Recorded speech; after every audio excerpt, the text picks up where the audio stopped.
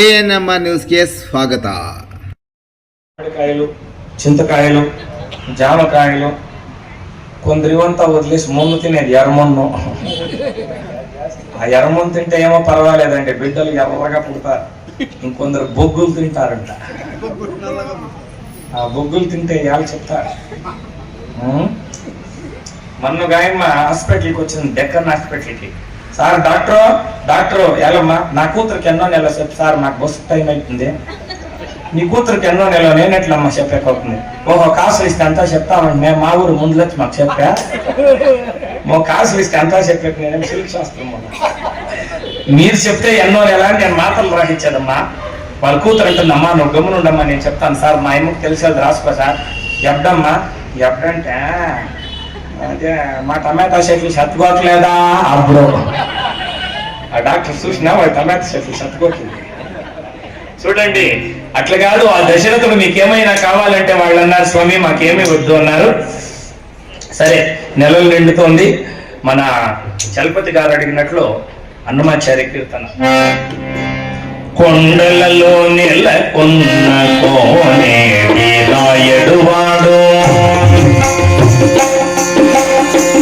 కొండలలో నెలకొన్న కోనేటి రాయడువాడు, కొండలంత వరములు చూపెడువాడు, కొండలలో నెలకొన్న కోనేటి రాయడువాడు.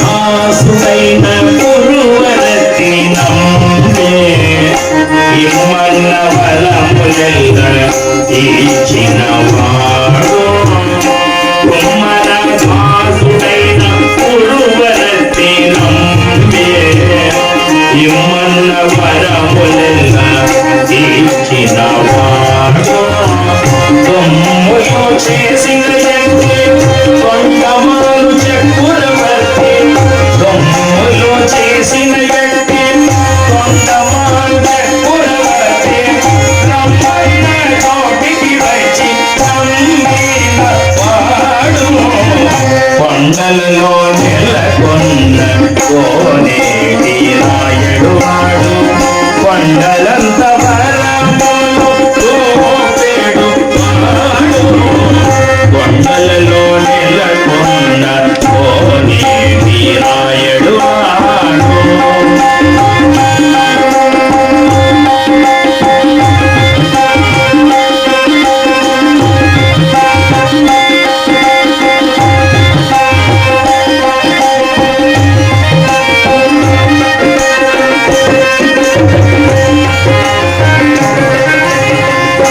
కంచిలో నుండా నిర్మల కక్షి మీద కరుణించి తన ఎడకుంటున్నాడు,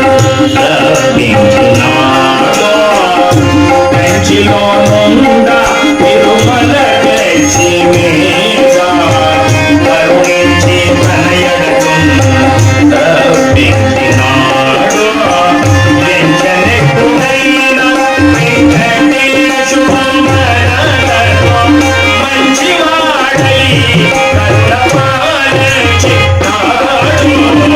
కొండలలో నెలకొన్న కోనేటి రాయడువాడు.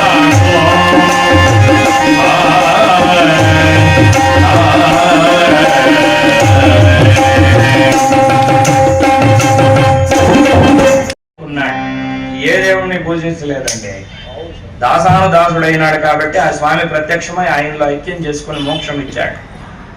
మనము పూటకొక దేవుడు కావాలి మనకి. ఈ పొద్దు ఒక దేవుడు, ఈ పొద్దు ఆంజనేయ స్వామి, రేపు గంగమ్మ, మన్నాడు సాయిబాబా. ఏదో ఒక దేవుణ్ణి గట్టిగా పట్టుకోవాలా, ఏదో ఒక దేవునికి శరణాగతి చేయాల.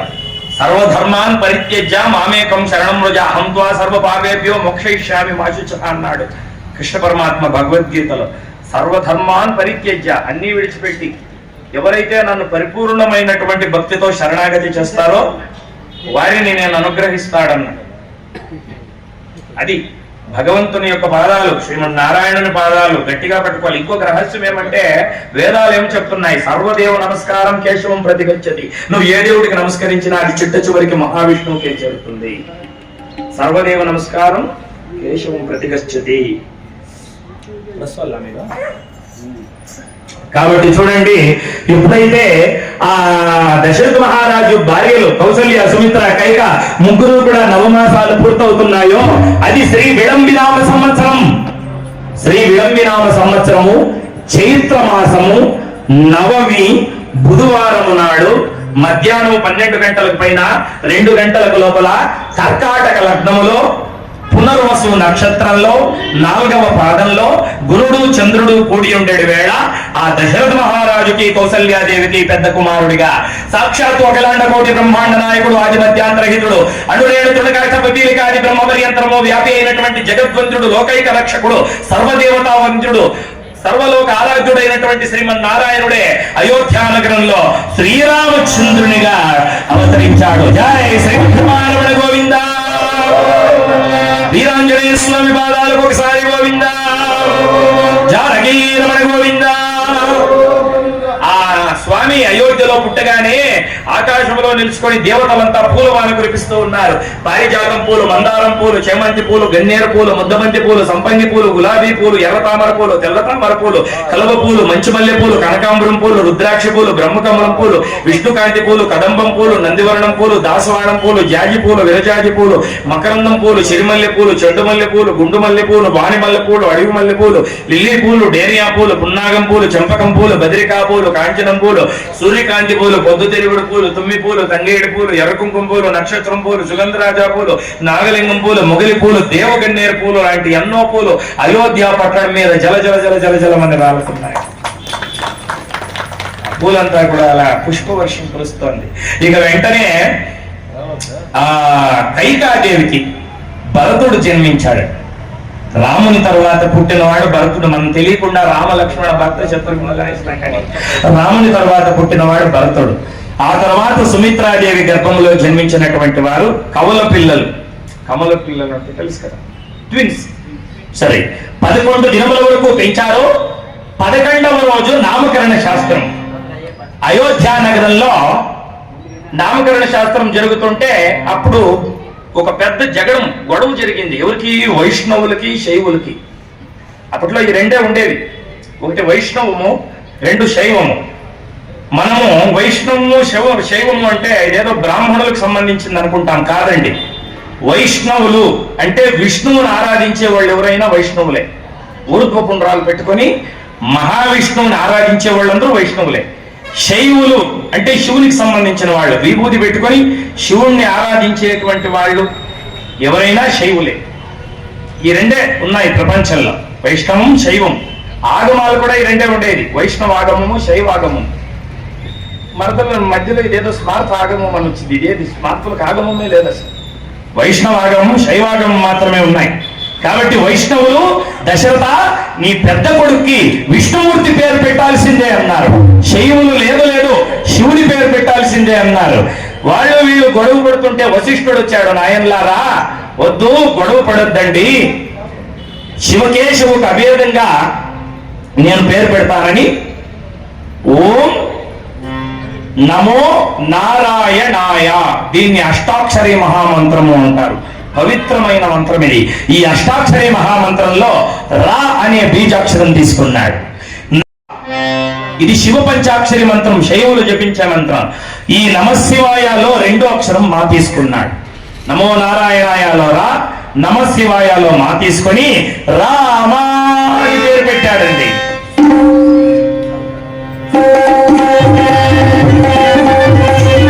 రామా అని పేరు పెట్టాడు. అంటే ఒక రాముణ్ణి స్మరిస్తే శివకేశవులిద్దరిని స్మరించినట్లే. ఇక కైకాదేవికి పుట్టినటువంటి బిడ్డకు భరతుడు.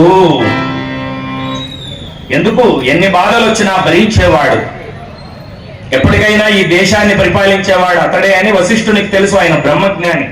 భరతుడు. మన దేశం ఏదండి? భారతదేశం మంది. ఎవరన్నా మీ దేశం ఏమిటంటే భారతదేశం అని చెప్పండి. భరతుడు పరిపాలించిన దేశం మనది. వాడెవడో బ్రిటిష్ వాడు వచ్చి ఇండియా అని పెట్టేసిపోయాడు. ఇండియా కాదు మనది, భారతదేశం. భరతుడు పరిపాలించినటువంటి దేశం ఈ దేశం.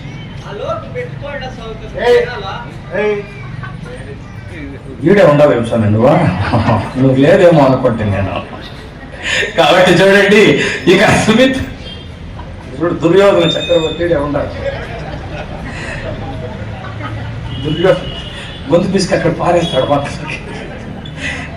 కాబట్టి ఆ సుమిత్రాదేవికి పుట్టినవాడు అక్షయ లక్ష్మీకరంతో పుట్టాడు కాబట్టి లక్ష్మణుడని, శత్రువుల్ని చీల్చి చెండాడేటువంటి వాడు కాబట్టి శత్రుఘ్నుడని పేరు పెట్టారు. రామ భరత లక్ష్మణ శత్రుఘ్నులని పేరు పెట్టి వశిష్ఠ మహామునింద్రుల వారు చక్కగా బంగారు తొట్లు చేపించారంట. ఇదేమి సామాన్యుడా? శ్రీరామచంద్రుడు అయోధ్య నగరం చక్రవర్తి కొడుకు. బంగారు తొట్లు చేపించారు, వెండి తాళ్లు పెట్టారు. లాలి పరమానంద రామ గోవింద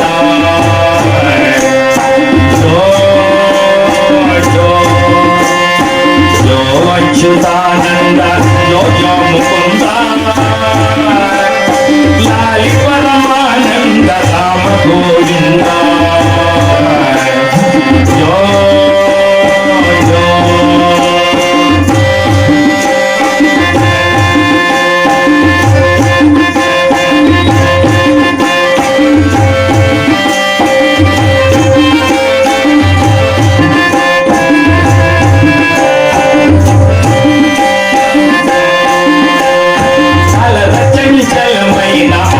లందుండని కలవాటు చేసి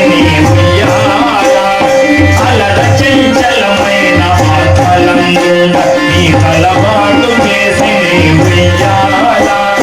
పలుమార్లు ఉచ్ఛ్వాస పవనమందుండ ఈ భావంకు తెలిపిని ఉయ్యాల ఉయ్యాల ఉయ్యాల ఉయ్యాల ఉయ్యాల.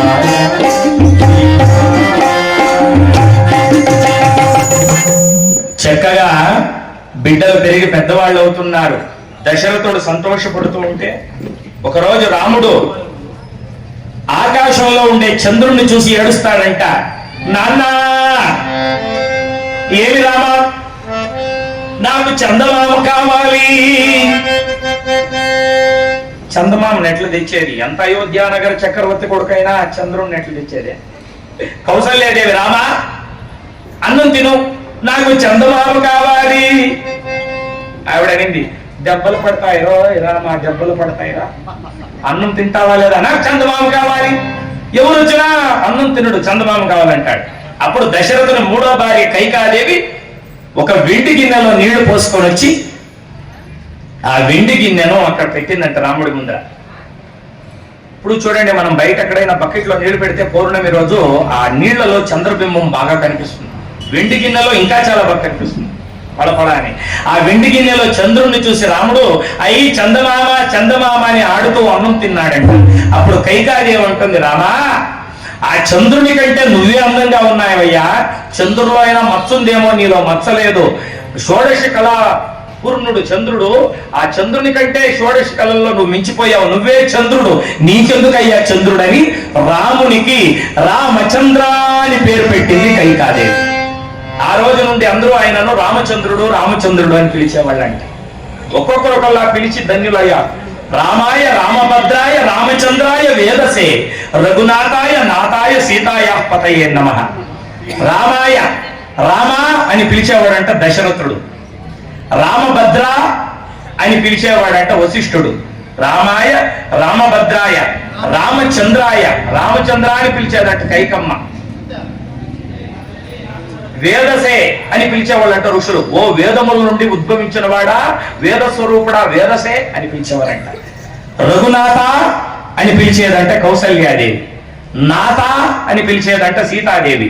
సీతాపతి అని పిలిచేవాళ్ళంట మిథిలా నగరంలో. అంటే ఆయన ఎప్పుడన్నా అత్తగారింటికి పోతే పండుగకి సీతాపతి సీతాపతి, మా సీతమ్మ మొగుడా సీతమ్మ మొగుడా అనేవాడంట. మగవాడు అంతేనండి, ఏ ఊర్లో పెళ్లి చేసుకుంటాడో ఇప్పుడు బూర్మాకి పనులు చేసుకున్నాక వాడు కోలార్నికి వస్తే ఎవరు ఆయన అంటే అది ఆ కమిలి మొగుడు అంట. ఎవరమ్మా? అదే ఆ సరస్వతి మొగుడే అంటారు కానీ మన పేరు చెప్పాలి వాళ్ళు. ఆ సరస్వతి మొగుడు ఎవరు? ఐసుబ్లస్ మా మొగుడు కానీ. అట్లా మిథిలా నగరంలో అంతటి మహానుభావులు కూడా సీతాపతి ఓ సీతమ్మ మొగుడా అని పిలిచేవాళ్ళు. కాబట్టి అలా